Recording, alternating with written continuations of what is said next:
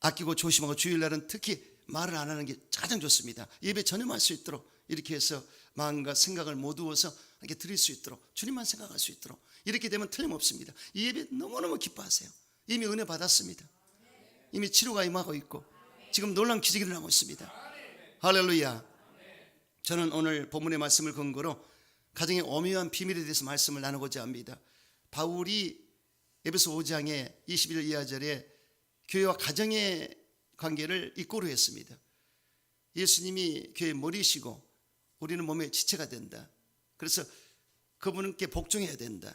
할렐루야. 그리고 가정의 남편이 머리다. 그러므로 아내는 복종해야 된다. 또 남편은 아내를 자신의 몸처럼 사랑하라. 할렐루야. 예수님 교회를 세우시고 자신의 몸을 희생해서 교회를 세웠듯이 그렇게 사랑하라고 말씀하고 있습니다. 그래서 에덴 동산에 가정이 세워졌지 않습니까? 그 가정이지만 교회 공동체입니다. 아담과 하와, 그리고 거기에 이 자손들이 성장하면서 신앙을 가졌지 않습니까? 그래서 가정과 교회는 뗄 수가 없습니다. 오묘한 진리가 가정 안에 담겨 있습니다. 가정에서 생활 잘하면 교회 생활을 잘하게 되어 있습니다. 여기에 놀라운 비밀이 있습니다.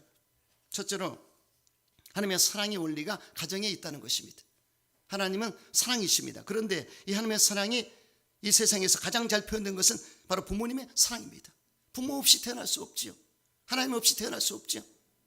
할렐루야. 큰 하나님 아버지, 그분이 사람을 만들었기 때문에 창조된 거고, 또 작은 우리 부모님이 나를 태어나게 하신 것을 알 수가 있지 않습니까? 이 자체가 이미 사랑입니다. 그리고 부모님은 조건 없이 자녀 위해 희생하고 봉사하며 굳은 일을 마다하지 아니하시고 또 자녀를 위해 주님 앞에 부르짖어 기도하는 것입니다. 할렐루야. 동료에 보면 나실 때 괴로움 다 잊으시고 어머니 마음, 기르실 때 밤낮으로 애쓰는 마음, 진자리 마른 자리 가라니시며 손발이 다 닳도록 고생하시네. 하늘에 그 무엇이 있다 하리요. 어머님의 희생은 가히 없어라. 들어보셨죠? 그래서 이 어머님의 사랑은 대단합니다. 모성애. 그래서 아이를 잉태하고 10개월 동안 간직하고 있다가 태어나했기 때문에 이 모성애가 엄청납니다. 이로 말할 수 없습니다. 그런데 모성애도 사랑이 넘치지만은 아버지의 사랑도 놀랍습니다.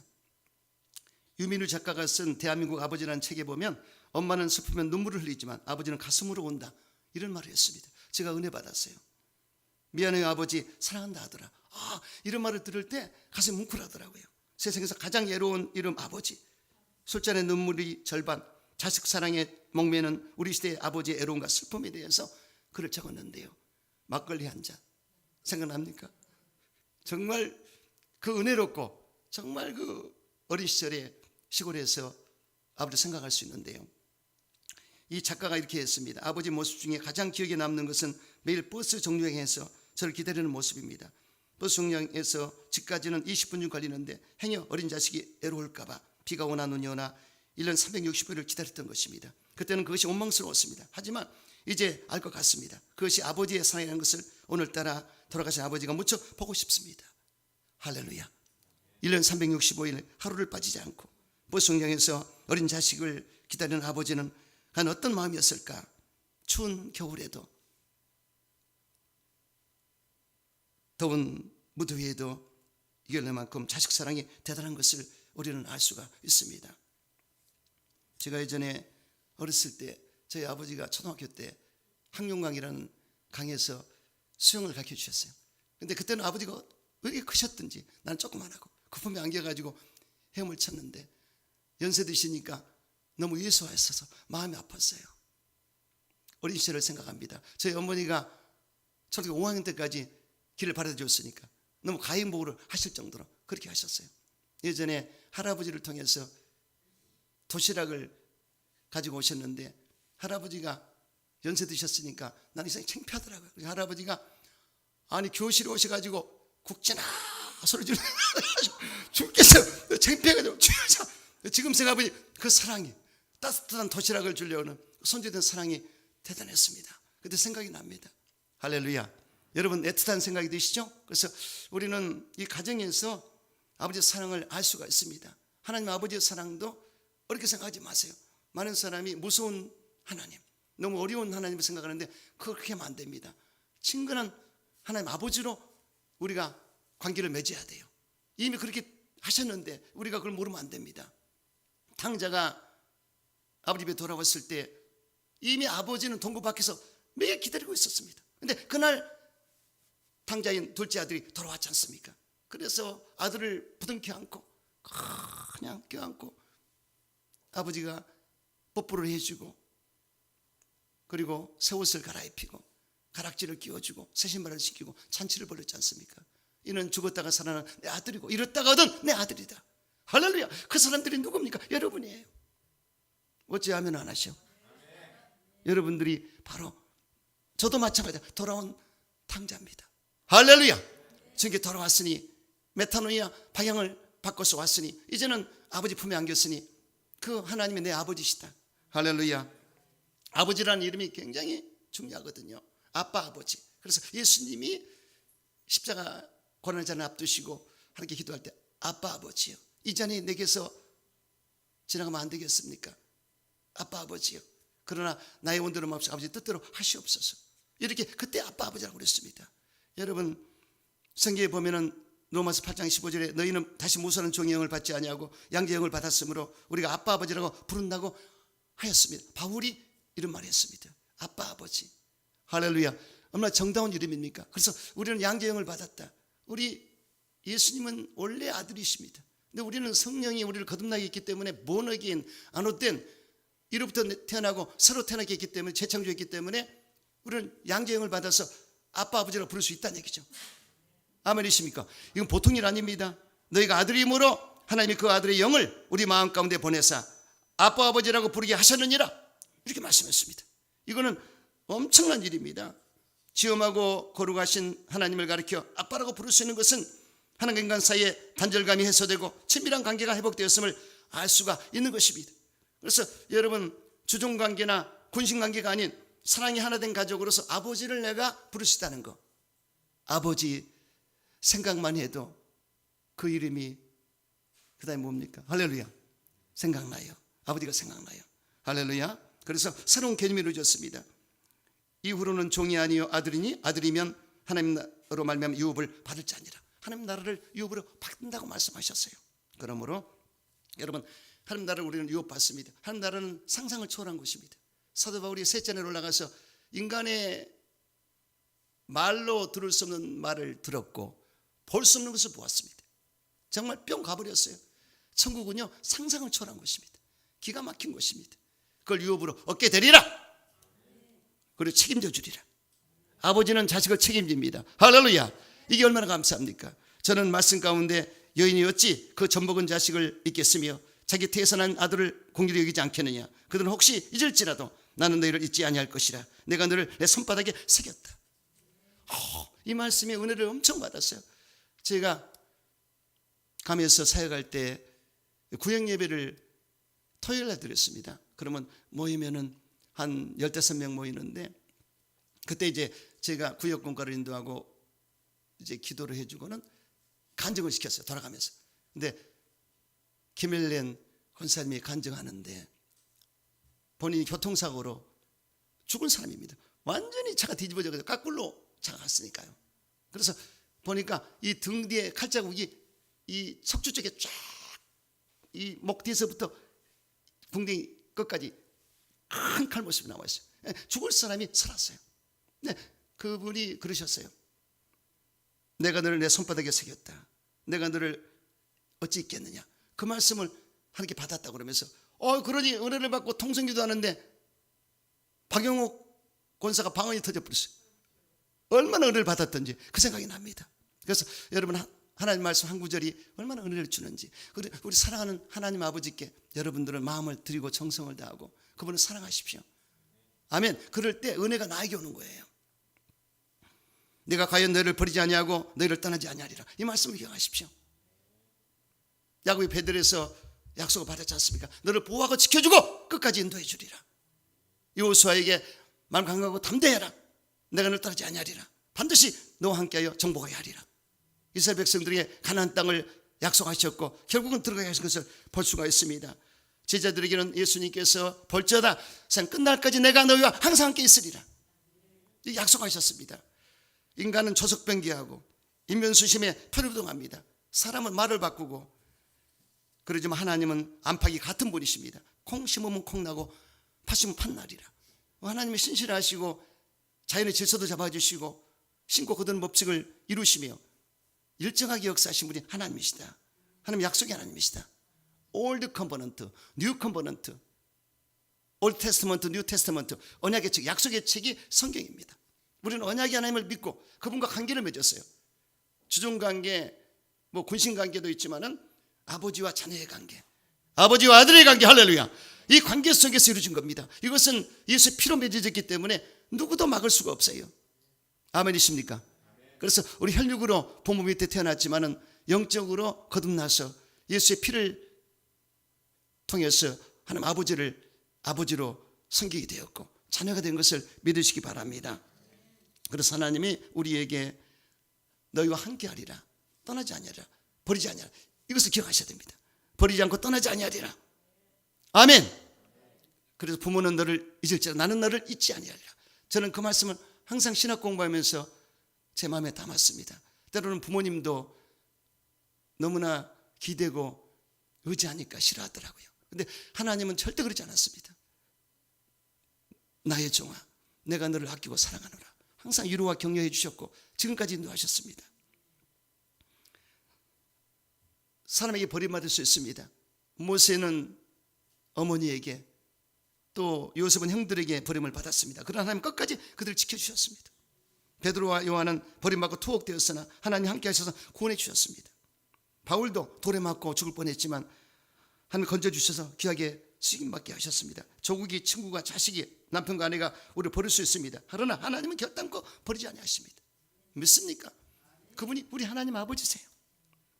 사람은 돈이 있으면 찾고 빈손이면 버립니다. 그러나 하나님은 부에도 가난에도 함께 하십니다. 세상은 성공하면 붙고 실패하면 버립니다. 이용 가치가 있으면 환영하고 없으면 버립니다. 그러나 하나님은 버리지 않으십니다.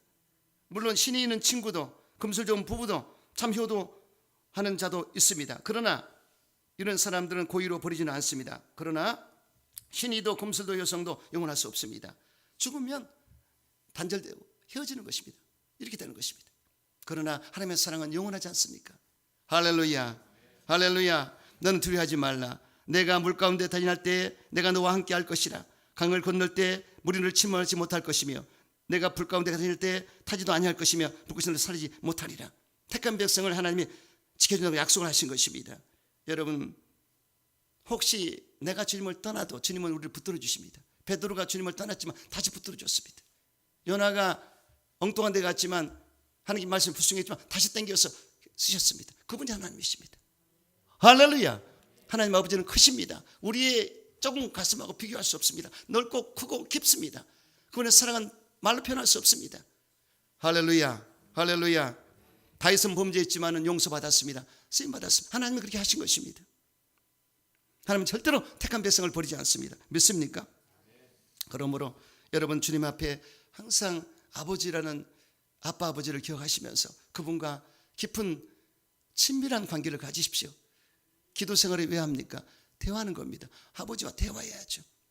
아버지 이렇게 하신다고 그랬지 않습니까? 그러면 아버지가 알아서 잘해주시는데 여러분 깊은 기도는 대화체의 기도로 들어갑니다. 대화체의 기도로 그 기도는 상당히 의미 있는 깊은 기도예요. 그래서 여러분들이 처음에는 주여 주여 하면서 이렇게 하지만 해보세요. 대화하듯이 이런 기도가 됐을 때는 엄청난 관계가 아주 잘 됐기 때문에 여러분들이 기도 생활을 많이 안 하면 못 알아들어요. 아버지의 뜻을. 그러나 깊은 기도를 많이 했을 때 아버지가 뭐라고 감지할 수 있습니다.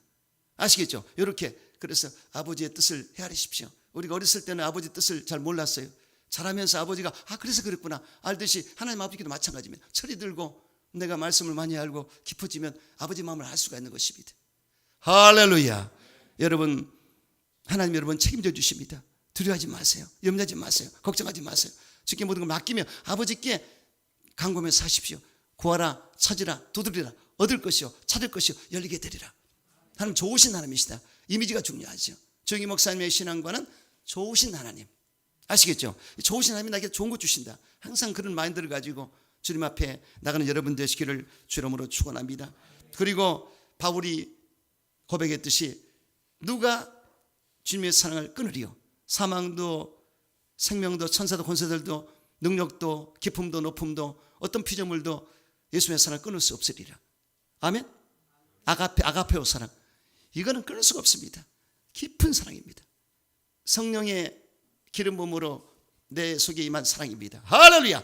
차원 높은 사랑입니다. 이 사랑으로 여러분 아버지와 하나가 돼서 아버지가 곧 내 사랑이고 내가 아버지 사랑이고 이렇게 해보세요. 놀라운 일이 생깁니다. 그래서 이번 가정의 달 이 5월 달에 아버지 깊은 사랑을 깨달으시고 아버지 마음을 아시죠? 또 자식을 키우면 더 잘합니다. 자식을 키운 아버지는 더 잘 알아요. 아버지 마음. 하나님 아버지 마음을 헤아리십시오. 그래서 아버지와 관계를 돈독히 하고 이 가정에서 이 가정의 원리를 깨우치고 더욱더 신앙이 깊어지는 여러분 되시기를 주 이름으로 축원합니다. 두 번째, 가정을 통하여 자녀의 권세를 배울 수 있습니다. 부모에 대한 자녀의 권세가 큽니다. 부모의 권세는 이미 있습니다. 근데 자녀의 권세도 있어요. 자식이 이길 부모가 없다는 말이 있지 않습니까? 자녀의 권세는 누리는 권세입니다. 부모님을 마음껏 만날 수 있고 부모의 것도 내 것이 되고 당당히 요구할 수 있으며 자녀의 문제가 곧 부모의 문제가 되며 부모는 자녀를 책임지고 훌륭하게 키워야 할 의무가 있고 자녀는 장차 아버지 것을 상속받을 권세가 있는 것입니다. 김우 집사님과 김재희 집사님 제레마야를 미국으로 보내기 원했지만 영국으로 갔네요. 어떻게 됐죠? 제레마야가 영국으로 간다고 그랬습니까? 보세요. 그게 자녀의 권세입니다. 쉽게 생각하세요. 우리 문성일이하고 오민성이가 미국 유학 가서 학사, 석사, 박사까지 그렇게 받는 기간 동안에 본인의 아버지가 16년 동안 매달 1,000만 원씩 보내줬어요. 10,000불씩. 계산은 엄청납니다. 자녀로서 이 두 사람은 공부도 했지만 얘 새 키워놓고는 손주들 보여주고 계속 돈을 받아냈으니까 주여, 나 참 기가 막힐 일이 해줘요. 지금도 받고 있고 할렐루야. 집을 해준다고. 그게 자녀의 권세입니다. 자녀의 권세. 자녀에 대해 참 부모가 해줄 수밖에 없는, 도리 없는 그런 역사가 있어요. 생활보호 대상자가 기초수급권자가 됐다. 자, 보호 대상자는 유약하지 않습니까? 보호해줘야 된다. 근데 기초수급권자는 권세가 있습니다. 내가 대한민국 국민으로서 내가 받을 권한이 있다. 이거 보세요. 여기 자녀도 권세가 있는데 분명히 하나님의 자녀에 대한 권세를 말씀했지 않습니까? 영접하는 자에게 자녀 권세를 주리라. 기억납니까? 예수를 영접하는 자에게 자녀의 권세를 주리라. 예수를 영접했을 때 하나님의 자녀의 권세를 주리라. 이게 권세입니다. 육수시야. 그래서 10톤 트럭이 120km로 달려봐도 교통수에 사람은 서야 됩니다. 이게 권세입니다.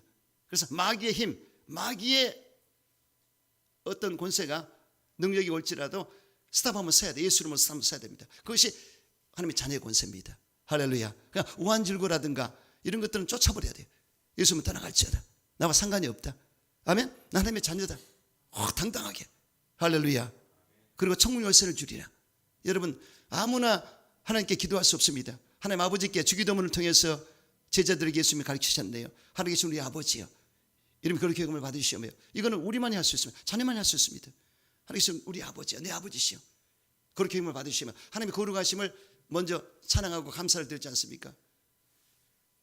나라가 임하시오며, 나라가 임하시오며를 대한민국으로 미국으로 생각하면 되면 하나님 나라가 임하시옵소서. 하나님 나라가 교회로 임하시옵소며, 이 뜻인 것입니다. 그래서 이렇게 주기도문도 그렇고요, 하나님 아버지와 우리 관계 가운데 친밀하게 기도가 될 수가 있고 예수님이 마사키로 응답을 받을 수가 있습니다. 조지민우 목사님은 평생 5만 원 응답 받았고, 그리고 720만 불의 물질을 남의 손 비리지 않고 하나님께 공급받았습니다. 저는 그렇게는 못했어도 큰 기도는 응답을 거의 받았어요. 큰 기도는 제가 기도 응답 받은 걸 다 기록한 노트도 있습니다. 초신대 때부터. 하나님은 가만히 계시지 않습니다.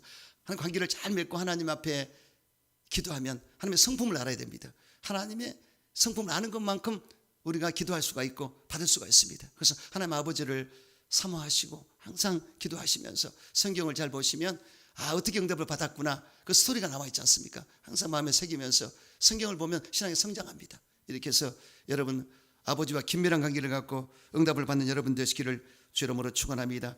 또 행복자로 불러주셨습니다. 이스라엘아 너는 행복자로다. 저와 여러분 행복자입니다. 우리가 심령이 가난한 자가 됐기 때문에 천국이 너희들 것이라. 이와 같이 우리가 마음이 가난한 자는 뭘 말하죠? 우리 힘으로는 도저히 구원받을 수 없습니다. 부족합니다. 연약합니다. 죄를 짓습니다.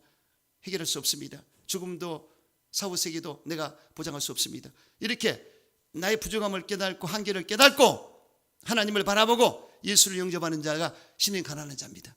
그런 자에게 천국을 주리라. 심령 천국을 주리라. 마음의 천국이 오면 에클레시아 천국, 교회 천국도 오게 되고 천상 천국을 바라보게 되지 않습니까? 저는 한 번도 의심한 적이 없습니다. 천국이 확실하게 확연하게 내 마음속에 새겨져 있고 그리고 위에를 바라보고 있기 때문에 천국 백성답게 위의 것을 생각하고 위에를 바라봐라. 아멘이시죠? 땅의 지체를 죽이라. 땅의 것을 바라보지 말라고 그랬습니다. 그래서 위를 바라보시고 여러분들 행복자로 현세 내세를 보장하는 삶을 사시기 바랍니다. 현세도 좋고 내세도 잘 돼야죠. 그래서 현세는 땅을 기업으로 얻으리라. 아멘. 온유한 자가 땅을 기업으로 얻으리라. 온유한 자가 순종한 자가 땅을 기업으로 얻으리라. 그리고 하늘의 유업을 받으리라. 아멘이시죠? 이 행복자입니다. 여러분, 그러므로 우리는 하나님 아버지를 너무나 잘 모셨습니다. 세상의 아버지는 나도 아버지지만 부족해요. 인격적으로 부족합니다. 실수도 많이 합니다. 근데 하나님 아버지는 실수가 없습니다. 퍼펙트 하십니다. 아버지 앞에 우리는 품에 안겨도 아무 이상이 없습니다. 그리고 잘못했을 때 회개가 반드시 필요합니다. 아멘. 긍휼과 자비를 베푸시고 불쌍히 여기셔서 끝까지 용서해 주시고 자비와 긍휼을 베푼다. 사람은 용서 못해도 하나님 용서하거든요. 그러니까 하나님은 용서를 하십니다. 잊어버리십니다. 그렇게 좋으신 분이 하나님 아버지시다. 무서운 하나님 그것만 하면 안 됩니다. 두렵고 무서운 마음으로 주님을 하나님을 섬기지만 좋으신 하나님이시다. 긍휼을 베푸신다. 아멘. 그 품에 안기셔서 여러분 정말로 가정에서 아버지 사랑을 깨닫고 또 어머니 사랑도 깨달으면서 또 부부의 사랑도 깨닫고 가정에 통해서 영적 진리를 깨닫는 여러분 되시기를 주 이름으로 축원합니다. 세 번째, 예수님의 사랑의 훈련이 존재하는 것이 가정입니다. 남편들아 아내 사랑하기를 그리스도께서 교회를 사랑하시고 자식 중심같이 하라 이렇게 했습니다. 하나님의 명령은 단순 명령합니다. 남편들아 자기는 사랑하라. 딱 한마디입니다. 사랑하라고 그랬습니다. 이 명령입니다. 그래서 사랑하라는 명령은 그 의미가 분명하지만 조금은 일반적으로 들릴 수 있습니다. 그래서 대부분 남편은 당연히 내 아내를 사랑하지요. 감정적인 표현을 하는 것이죠. 사랑하고 있습니다. 감정적인 겁니다. 그래서 중요한 것은 느낌이 아닙니다. 사랑의 정도를 아는 것입니다. 사랑의 참모습을 아는 것이 중요하죠. 과연 사랑의 정도는 무엇이고 사랑의 참모습은 무엇인가를 우리가 깨달아야 됩니다. 알아야 됩니다. 사실 결혼식에서 남편은 어떤 사랑으로 얼마나 아내를 사랑할지 하나님과 증인들 앞에서 공적으로 생각을 했습니다. 가난할 때나 부할 때나 병들었을 때나 건강할 때나 남편으로서 마음과 뜻과 힘을 다해 나를 사랑하겠습니다. 아멘 했습니다. 남편이 하나님 앞에 맹세한 아내의 사랑은 희생적이고 이타적이고 무조건적이고 진실한 사랑입니다. 감정이 따라와서가 아니고 아내의 상황에 따른 것이 아니며 일시적으로 보여주다 그치는 사랑이 아닙니다. 결혼 생활의 현실에서 남편은 자주 이 맹세를 잊어버립니다. 그리고 다시금 이기는 사랑을 시작합니다. 내 안락과 평안과 쾌락과 만족과 기쁨을 먼저 추구하는 것을 간혹 볼 수가 있습니다. 그리고 내가 해야 할 일 분리수거 설거지 등은 다 했으면 이제는 나를 위한 시간을 보내도 된다 착각을 할 수가 있습니다. 그러면 안 됩니다. 우리 재수 씨가 나에게 남편에 대해서 얘기한 적이 있습니다. 이 경찰 공무원인데요 오래 했습니다. 30년 했으니까 집에 들어오면요 딱 밥 먹고 집에 들어가는데 방에 자기 방에 그걸 안 나온대요. 나 참 하소연을 하는데 내가 뭐라고 해야 될지 모르겠어요. 거기서 뭘 하는지 모르겠어요. 대화를 안 하고 야 참 그래서 이게 참 남편이 혼자 독립적으로 하는 것은 이 문제가 됩니다. 남편들은 독립된 꿈을 꿉니다. 나만의 생각, 나만의 시간, 나만의 영역을 갖는데 따로따로 하면 안 됩니다. 부부는 일신동체입니다.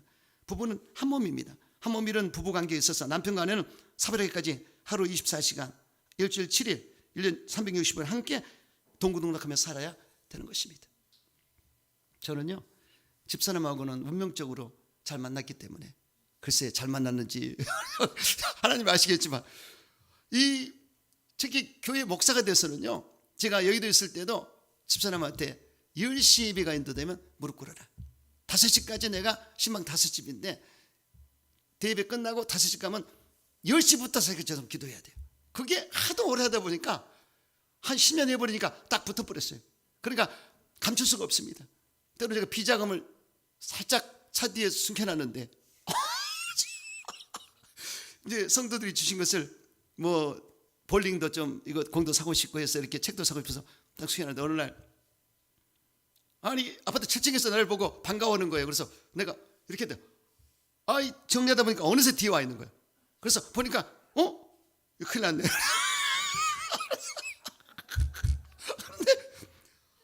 아니 그래서 내가 자진 반납을 했어요. 한 300만 원 됐나 반납을 했는데 사실은 집사님이 몰랐던 겁니다. 나 모르고 그냥 그냥 와본 건데 아이고 내가 그냥 알아서 그냥 우리 딸이 그거 나 좀 주지 그러냐고 그 생각이 납니다. 근데 집사람하고 좀 그래도 준수하게 같이 선교하면요 같이 다녀야 돼요. 떨어지면 절대 안 됩니다. 같이 다녀. 그냥 목사기 때문에 그냥 붙어 다닌 겁니다. 그러다 보니 이게 됐어요. 자진 보고를 하게 됐어요. 저는 할렐루야. 하여튼 우리 교회는 곰술이 다 좋은 것 같아요. 다들 내가 볼 때는 아주 굉장한 것 같아요. 좋아 보이고 특히 남편들이 인자하셔가지고 아내를 너무 사랑할 것 같은데요. 하여튼 모르겠습니다. 하여튼 미국의 사람들이 쓰는 말 중에 내가 결혼한 내 남편은 어디 갔는가 이런 말이 있대요. 처음 결혼했을 때 자기를 참으로 사랑해주고 자기만 위해주는 참으로 좋은 남편이었는데 몇 해 지나니까 그 남편이 무엇인가 좀 변해버렸습니다. 자기를 무시하고 가정을 등한히하고 전과 같이 사랑치 않은 그런 남편이 되었습니다. 그래서 처음에 결혼했던 남편이 어디 갔는가라는 말이 나온 것입니다. 이런 말은 아내에게도 할 수 있습니다. 내가 결혼한 내 아내는 어디 갔는가. 처음에는 좋은 아내였고 아름다운 여성이었지만 몇 해가 지나니까 사람이 변했습니다. 남편을 무시하고 등한히하고 돌보지 않았습니다. 젊은 때는 아름다운 모습만이 아니라 아름다운 마음까지 사라졌습니다. 그래서 내가 결혼한 아내는 어디 갔는가 하고 말하게 된다는 것입니다. 여러분 어떻습니까? 여러분은 그렇지 않죠? 어제 답변 안 박수 할렐루야. 나 은혜 받았네. 할렐루야. 그렇게 보인다니까요. 행복해 보여요. 남편을 텔레비전에 딸려서 팝니다라는 신문 광고를 낸 부인이 있었습니다. 미국 테네시주에 사는 스니스 부인인데 그 이유는 남편의 지독한 축구광이었기 때문이었다고 합니다. 그런데 정작 남편을 사겠다는 전화가 수십 통 왔을 때 그 부인은 마음이 변하여 텔레비만 팔겠습니다. 그렇다고 합니다. 할렐루야. 좀 풍자적인 얘기인데요. 여러분 하여튼 제가 이렇게 말씀드린 이유가 뭐겠습니까? 남편을 인격적으로 사랑해주고 아내를 인격적으로 보듬어주고 하나가 되라는 뜻입니다. 그래서 우리가 5월달은 가정의 달인데 너무나 좋아요. 그렇죠? 그래서 기독교는 절기가 있습니다. 성탄절이 있고요. 할렐루야. 또 고난주간 종료절이 있고 부활절이 있고 가정의 달 이게 얼마나 추수감사절이 있고 이게 그 절기마다 은혜를 받습니다. 그래서 5월달은 가정의 달입니다. 그래서 그동안에 미진했던 것들 부족했던 것들을 점검하시고 부부의 사랑에 투수해주면 됩니다. 부부가 잘 되잖아요. 다른 것은 문제가 안 됩니다. 부부가 잘 되면 부모한테 효도하고 자식을 잘 양육할 수 있습니다. 근데 부부가 엇그러진다. 힘든 일이 생겨요. 절대로. 내가 얘기 안 하려고 그랬는데 부부싸움 하면 꼭 목사를 부른 사람들이 있어. 어떤 인간인지 몰라도 주여 여기는 말고 저기 아이고 내가 가면서 아니 싸움은 왜 나를 부르냐고 목사를. 그래서 그 야구자 출신 깍두기 머리 정모 집사인데 가면은 이제 우리 사모하고 저랑 이동우상 같이 가면은 이제 오자마자 딱 앉으면 그러는 거예요. 기도하면 나면 목사님 저 여자를 이렇게 훈련시켰습니까? 교육시켰습니까? 아니 참나 이 말을 어떻게 교회에서 이따가 훈련시켜야 이 소리예요 지금. 그래서 주여. 그런데 이제 그 아들들 얘기하는데 그래 교회에서는 천사래요. 아빠가. 근데 가정이 많으면 악마로 바뀐다. 그래서 야 그럴 수도 있냐? 네 그런데 하여튼 교회 생활하고 가정이 같아야 되겠죠. 그렇죠? 그렇게 해서 우스갯소리입니다. 그래서 또 고수고 집사라고 그분도 꼭 싸우면 그렇게 저를 부르는데 그때 크리스마스 이브 때인데 1시까지 내가 상담을 해줬는데 둘을 자기 얘기를 자꾸 하니까 따로따로 불러서 들었어요. 그럼 이제 그 사람 편을 들어줘야 되니까 다 들어주면 나중에 화해가 되잖아요. 그러면 이제 목사님을 싫어하는 거야. 자기 편 안 들어줬다고. 이야, 나 아주 부부싸움에는 끼어들 일이 아니야. 그걸 봤어요. 하여튼 여러분, 부부싸움도 하겠죠. 근데 빨리 풀어버리고, 그리고 이해해주고 용서 용납하고 희생하고 헌신하는 것이 부부의 사랑이다. 아시겠죠? 그래서 여러분, 하나님은 바울을 통해 남편들도 사랑하기를 자신과 같이 하라고 그랬습니다. 이걸 기억 꼭 하시면 됩니다. 그래서 여러분, 아내를 사랑하십시오. 그것이 바로 내 몸을 사랑하는, 나를 사랑하는 것입니다. 이래서 정말 멋쟁이 남편이 되시기를 주의 이름으로 축원합니다. 그래서 하나님 바라보시고 여러분 주님만 바라보세요. 그리고 여러분 이제 아내로서는 우리가 남편을 정말 사랑해야 될 텐데요. 제가 성경에 보니까 남편들아 이와 같이 지식을 따라 너희 아내와 동거하고 그를 더 연약한 그릇이요 또 생명 은인으로 알고 귀히 여기라. 이는 너희가 기도가 막히지 않게 하려 함이라. 이렇게 했습니다. 그래서 이 아내는 특히 여성은요 감정이 굉장히 약합니다. 그래서 이 마음의 감정이 약하기 때문에 이 말에 대한 어떤 상처를 받으면 굉장히 감정이 깨져요. 그러면 오래 갑니다. 그래서 이 부부싸움 할 때 잊지 않고 아내는 꼭 정확하게 말합니다. 그때 이렇게. 남자도 잊어먹어요. 근데 절대 여러분들이 기억하시면서 아내의 연약함을 알고 감정을 항상 상하지 않게 하고 존중해주는 우리 남편 되시기를 주 이름으로 축원합니다. 네 번째, 예수를 주로 섬기는 훈련이 존재합니다. 22절에 아내들이여 자기 남편에게 복종하기를 주께 하듯하라. 이 부분도 굉장히 중요하죠. 그래서 우리가 가정에서 남편을 주님처럼 섬겨줄 때 정말 예수님을 주님처럼 섬길 수가 있습니다. 가정의 훈련장입니다. 그래서 이 사라, 아브라함의 아내 사라가 남편을 주라고 그랬지 않습니까? 나의 주인이시여. 이 남편이 실수를 많이 했습니다. 애굽에 2번씩 내려가서 자기 아내 루이라고 속여서 그래서 살짝 캄프라치에서 위기를 넘어가려고 했는데 그것도 비겁한 짓이고 그리고 애굽종 하가를 취해서 이스마엘을 낳지 않습니까? 그것 때문에 지금까지 중동에서 싸움이 끊이지 않는데 이런 것들도 정말 마음 상한 일입니다. 그래서 거기 또 이스마엘이 자기 이 장자의 아들 이삭을 괴롭혔어요. 이것도 굉장히 가슴 아픈 일입니다. 그래서 4번에까지 했는데 그럼에도 불구하고 여기 사라는 아브라함을 주라고 그랬다. 이게 아주 중요한 얘기입니다. 그래서 성경에 보니까 아내들이여 이와 같이 자기 남편에게 순종하라. 이는 혹 말씀을 순종하지 않는 자라도 말로 말미암지 않고 아내의 행실로 말미암아 구원을 받게 하려 함이니 너희의 두려워하는 정결한 행실을 봄이라. 너희의 단장은 머리를 꾸미고 금을 차고 아름다운 옷을 입은 애모를 하지 말고 오직 마음에 숨은 사람을 온유하고 안정한 심령에 썩지 않을 것으로 하라. 이는 하나님의 값진 것이니라. 전에 하나님께 소망을 두었던 거룩한 부녀도 이와 같이 자기 남편에게 순종함으로 자기를 단장하였나니 사라가 아브라함을 주라 칭하여 순종과 같이 너희도 선을 행하고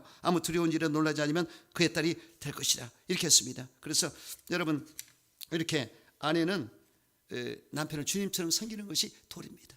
그렇게 했을 때 하나님의 큰 은혜를 받고 복을 받게 되어 있습니다. 그래서 남편에 복종하라. 주님처럼 섬기라고 그러지 않습니까? 제가 생각이 나는데요. 저기 허경이 지금 목사 됐지만은 그 집사 때 그 남편이 신동아 그룹의 상무였습니다. 근데 그때 당시 오래된 얘기인데 이제 일본의 바이어들 접대할 때 그렇게 술을 대접하고 섹시 접대까지 해가지고 물이 들어가지고 바람을 피고 잘못됐는데 그것까지는 그러다 치더라도 비수하고 눈이 맞아가지고 딴 삶을 차렸어요. 그러니 이게 보통 일이 아니지 않습니까? 그런데 그걸 바람을 핀 것도 피는 거지만은 아내를 너무나 구박하는 겁니다. 골프처럼 막 두들겨 패가지고 이 눈탱이가 밤탱이 돼서 그렇게 신학교에 나오고 그럴 정도로 어려웠는데 그래도 참으니까 불신자 남편이 네 안에 정말 그 하나님이 계신가 보다 그러더래요. 그리고 또 참고 또 참았어. 그럼 기도를 했어요. 하나님 아버지 내 남편을 돌이켜달라고. 지금 사귀고 있는 그 여자하고 정이 뚝 떨어지게 해달라고 기도를 했는데 정말 응답이 떨어져가지고 나중에 그 남편이 그 바람난 그 딴살림 차린 그 집에 갔더니 신발이 4개 있더래. 어떤 젊은 남자 신발이 있어가지고 정이 뚝 떨어져가지고 돌아와가지고 나중에 회개하고 얘도 순복음교회 안수입자까지 되고 나중에 개척에서 찬양 순복음교회 저기 녹본동에 사는데 그 아버지 회계사인데 그 빌딩을 다 물려줬거든요. 근데 지하실에 순복음 찬양교회를 세워서 거기에 장로로 또 세워지고 할렐루야. 그런 해피엔딩의 역사가 있습니다. 그래서 이렇게 남편이 그렇게 힘들게 해도 참는 것이 아내로서 참고 기도하고 하나님께 승부를 걸어요. 하나님께 맡기면 하나님이 손을 보시는데 무섭게 손을 보시죠. 할렐루야. 그래서 이렇게 그런 정말 아름다운 실화가 있습니다. 그래서 이 아내의 도리로서는 남편을 주님처럼 섬기겠다고 그러기 때문에 이 성경 말씀을 그대로 하시고 이 법대로 해서 기도하고 하나님께 맡기면 하나님이 해결해 주신다. 가정의 달에 남편을 주님처럼 섬기고 또 남편은 아내를 레몬처럼 섬기는 여러분 되시기를 주 이름으로 축원합니다. 5번째, 가정은 경건의 훈련장입니다. 우리 가정에 어른을 모시고 사는 것은 마치 성도들이 하나님 모시고 사는 원리와 같습니다. 여러분 가정에 어른이 계시면 어떻게 합니까? 공견한 마음을 가지고 조심해야 됩니다. 이것이 바로 경건의 훈련장입니다. 저는 우리 할아버지 할머니 또 우리 부모님 그리고 우리 삼촌들 이렇게 같이 살았기 때문에요. 거기서 질서를 배웠어요. 나도 모르게 배워나왔고 또 할아버지가 너무나 호인이었기 때문에 우리 할아버지 마음을 나도 모르게 담게 되더라고요. 참는 거. 계속 그냥 이렇게 남이 그렇게 잘못해도 참아주는 것이 나도 모르게 배워졌어요. 그것이 나한테는 큰 힘이 되지 않겠는가, 그런 마음이 들어요. 그래서 여러분, 가정의 훈련을 통해서 우리가 경건의 훈련을 할 수가 있다는 얘기입니다. 신앙생활을 잘할 수 있다는 얘기입니다. 여러분, 성경을 잘 보시면 아브라함의 가정에 이삭, 야곱, 요셉도 훌륭한 사람으로 키워졌지 않습니까? 그래서 또 모세를 키운 요게벳, 바로 모세를 버렸지만은 유모가 돼가지고 젖가슴에 아이를 젖을 먹이면서 신앙교육을 시켰고, 그래서 훌륭한 사람을 만들지 않습니까? 또 사무엘 어머니 한나가 기도해서 그 아이를 훌륭한 사람으로 만들지 않습니까? 지금 이용호 목사님도 4대째 지금 집안에, 예수 믿는 집안에 위대한 종이 나왔어요. 그래서 이부에서부터 교회를 봉헌했던 선친 할아버지가 계시고, 저렇게 해서 교회 마당에서 뛰어놀던 소년이 저렇게 훌륭한 사람이 됐습니다. 명성호 목사, 신성남 목사님도 그렇게 해서 훌륭한 자가 된 것을 볼 수가 있습니다. 그래서 이렇게 예수를 잘 믿는 가정은 반드시 잘 되게 되어 있습니다. 그래서 바로 가정은 훈련장이 된다. 할렐루야. 그러므로 여러분, 이 가정을 통해서 여러분 질서를 배우시기 바랍니다. 가정의 질서는 정말 하나님이 세우신 질서이기 때문에 정말 여러분, 형이 동생이 될 수 없고 부모가 자식이 될 수 없지 않습니까? 이건 질서입니다. 질서를 잘 지키는 것이 신앙생활 잘하는 것입니다. 그래서 이 교회에 와도 장요 유서다. 여기 어른들이 있지 않습니까?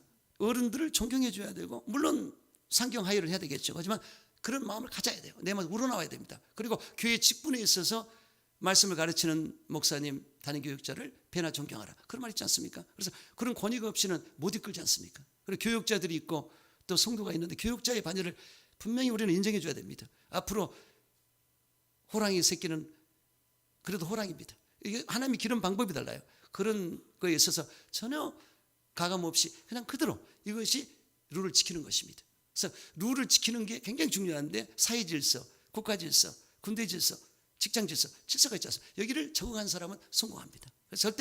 그래서 이렇게 이 틀이 있는 데서 배우는 것이 아주 중요합니다. 할렐루야. 그래서 내 위에 지도자가 있다는 게 아주 중요합니다.